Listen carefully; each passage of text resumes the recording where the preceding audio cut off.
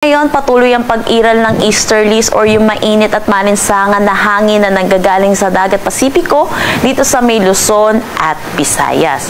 Samantala, meron tayong minomonitor na low pressure area dito sa labas ng ating Philippine Area of Responsibility. Ito ay huling namataan sa layong 1,785 kilometers east ng Southern Mindanao. Sa ngayon, medium chance ito na maging isang ganap na bagyo, meaning mababa yung chance niya ng development into a tropical cyclone within the next 24 hours. Pero sa mga susunod na araw, tumataas yung posibilidad na ito yung maging isang ganap na bagyo.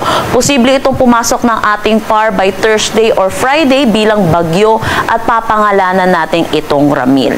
So current analysis po natin, posible itong lumapit dito sa may Northern Luzon, kaya inaasahan natin malaking bahagi ng Luzon na makakaranas ng mga pag-ulan pagdating ng ating weekend.